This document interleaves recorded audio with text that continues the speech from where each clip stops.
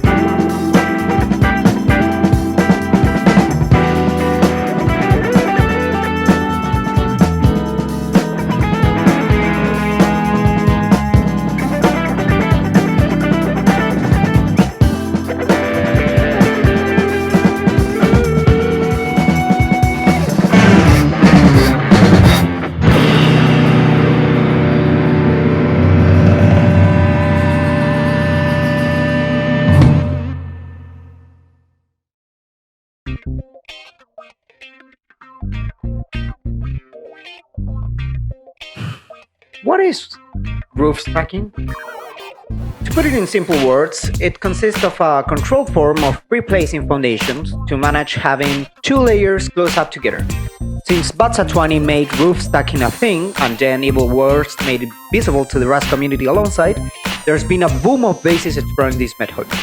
Yoshi is one that I have to mention since his bunker approach is practically the same in this video.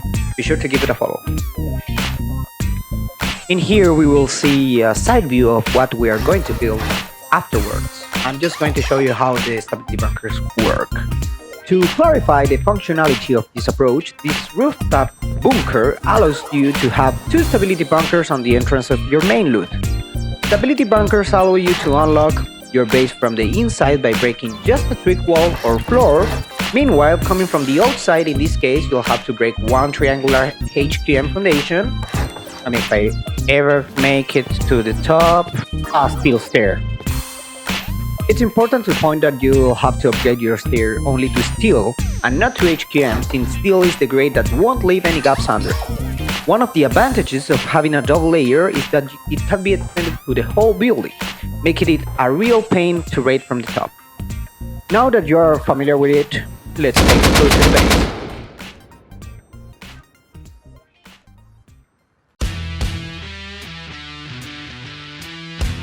Starting on one of the entrances, we have an anti-door cap, inner peaks included, second floor entrance, covered with a chop front to avoid getting insta-bolted from the other side of the map when you get out. Right after your classic airlock, we have our first drop-off loot room for your daily stuff. Right after that, we see our furnace room with your bunker access in the middle. And then we go to our second loot room with a repair bench. On the other side, we have our third loot room alongside your utility room with everything for your daily needs. Crossing the utility room, we see our second entrance to the base, mirrored to the first one. If we hop on to the third floor, we can see two bedrooms, each one with two beds and a locker for quick respawn. Before we get to the shooting floor, let's go back to take a look to the bunker. With a compact placing, you can have 4 vending machines, 4 wood boxes and a light one for your main loot, alongside 2 sleeping bags and a tier 3. Don't forget, T also goes here behind the tier 3. Backing up, we have the helipad garage, the shooting pods to base protection at different heights, and the inner peaks for guarding your entrance. There's also other peaks for the 300 shooting floor. But for now, build this thing.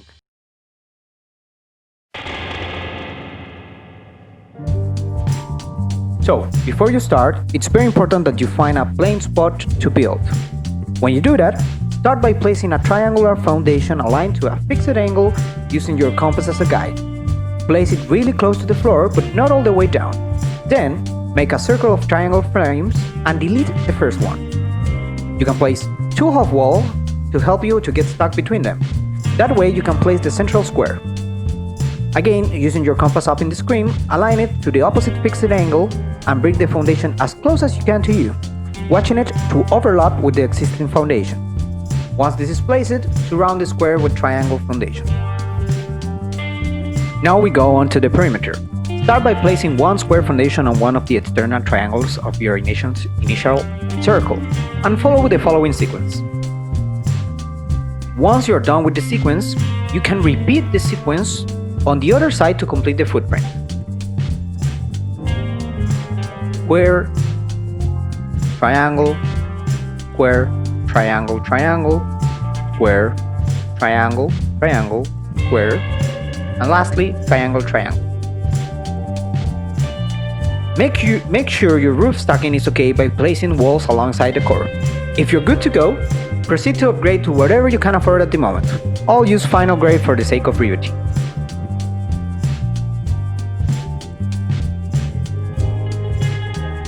Be careful to maintain these half walls and upgrade them both to HQM, all in order to make the roof bunker viable.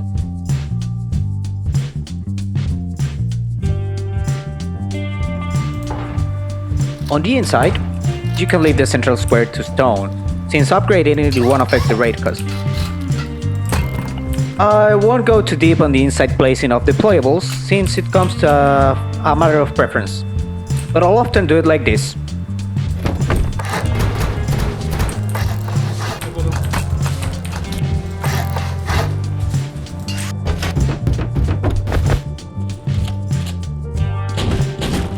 I forgot to upgrade them before, but those triangle foundations are crucial to the bunker, so don't forget to upgrade this one and this one. We can now seal the bunker. By placing a 3/2 wall and jumping on the box, we can place our first foundation triangle, which will be upgraded to HQM. By removing our double ladder hatches, we can jump again to place the second triangle, which will stay to it. And lastly, we'll place our triangle stair. This one's a little tricky, but with patience you can place it. If you remember to put the ladder hatches, you have your bunker all sealed up.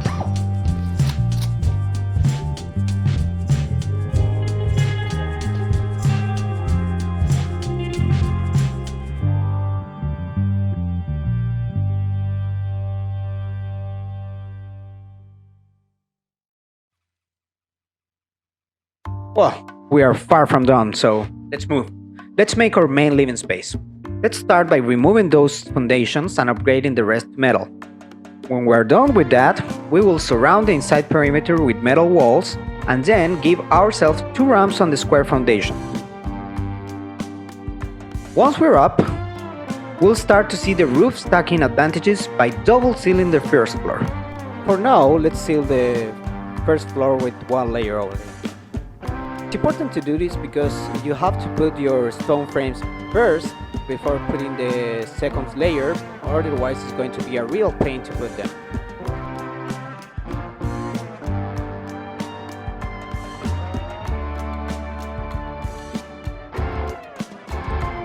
Once we are done with sealing up everything up, we place our access doors on the ramps and then surround the whole perimeter with metal walls.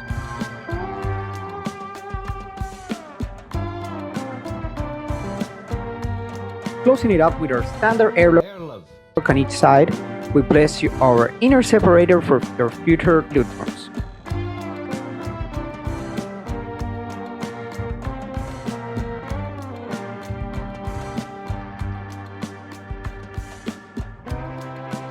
We'll use some trick helps outside to place our good shelves. We close up the roof and get inside.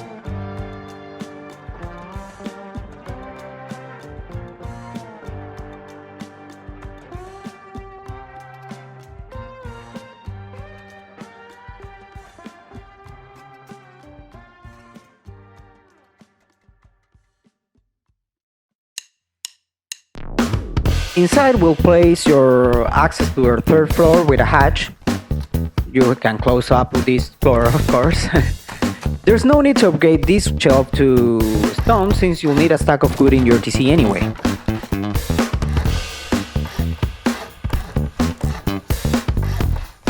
Once you're ready, proceed to spam stone frames everywhere to give place for garage doors everywhere you can.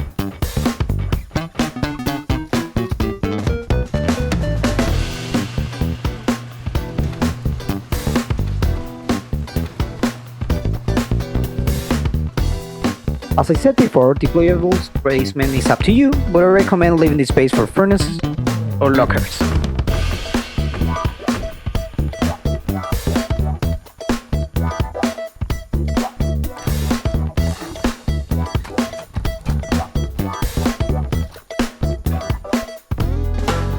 careful to place your second layer on the floor of the loot rooms, you can spam boxes on each and every one of them.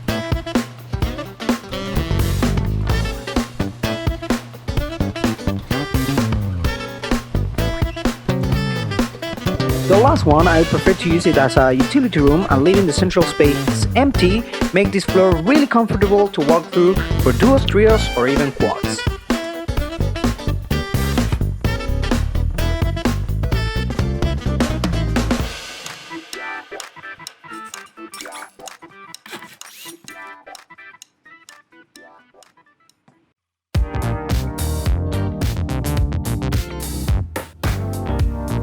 This is still not that secure, so let's surround the footprint with a 2-level stall honeycomb.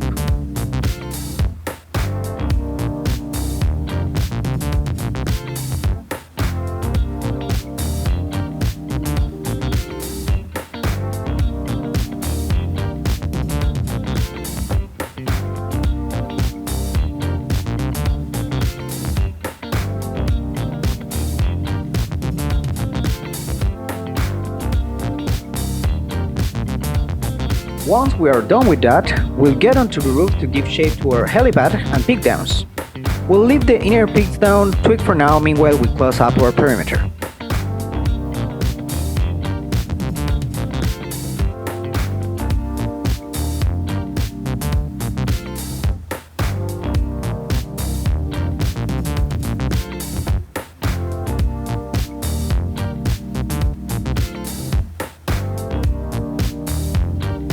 We can compartment the inside to fit the 2 bedrooms of the inner ring.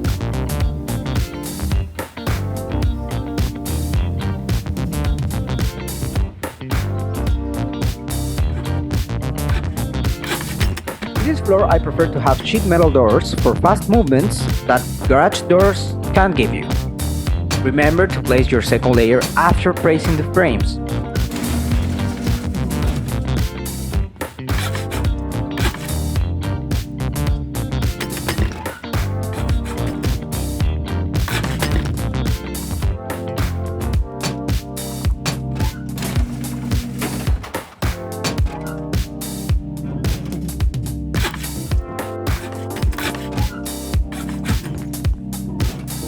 Close access to your main floor with double hatches and deploy your stuff however you prefer.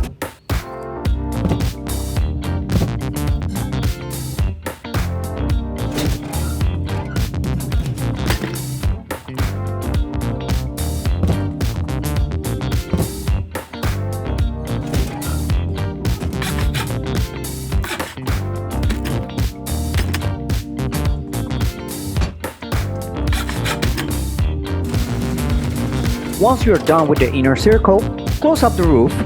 There's no need to double layer your shooting floor because we don't care to reinforce that part.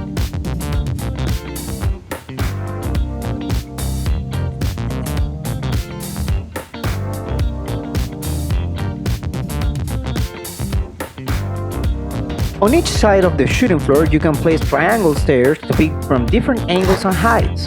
This has proven to be very OP on raid defenses. Spam embracers everywhere to close the floor up and go to the inner peaks. This is a personal preference, but placing a floating shopfront is very good to give you an intermediate base when it's sitting and entering your base. You can do this with a temporary twig floor that will help you to place the chop front and also the shotgun traps I recommend you to have on your entrances.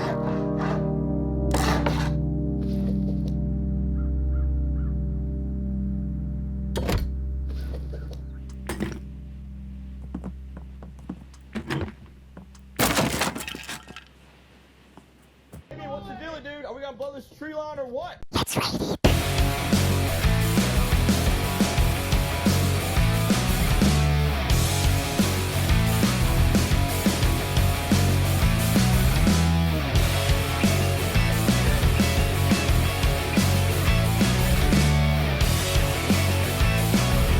I paid a visit to Vice's Sanctuary server to test raid this thing and I approached the 4 most common raid paths I often see on the game.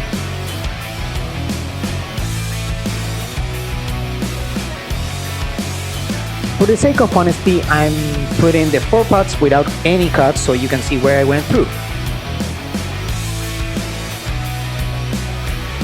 If you saw a mistake or have a better path option, don't doubt to leave it in the comment section below, and I'll gladly accept any feedback on this.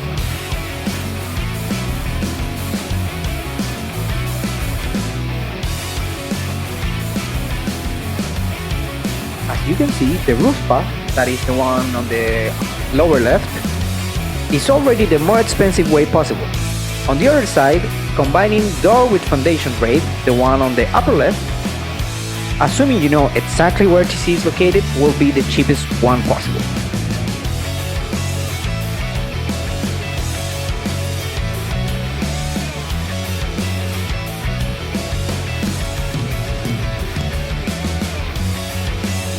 After several tries with this, I think that 28 to 30 ruggeds is a fair number to publish. And due to the separation of the main floor loot rooms, the number for a full raid is going up to around 35-38 ruggeds.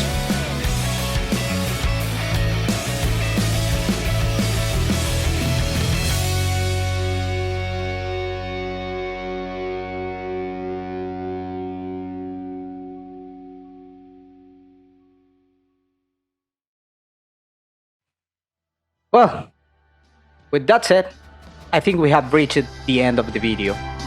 Don't hesitate to spam in the comment section below your thoughts on it, and if you like it, please let me know. I hope you take this as an inspiration to make your own base with roof stacking in it, or even if you want, your own take on the stacker itself. But more important, be sure to have fun in your wipe doing it. This is Rick speaking to you, and I wish the best wipes to you all.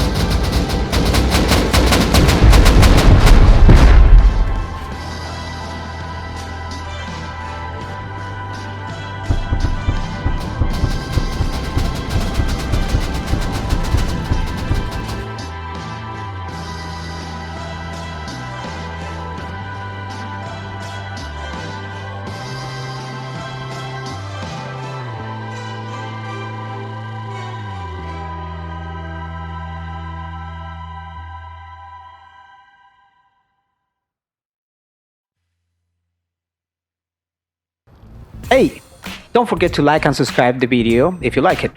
You can share it with your friends too. I wanted to tell you that I'm streaming and casting esports on Twitch almost every night. I'll usually stream in Spanish, but I can stream in English too. I'll leave the links below. Thank you for watching.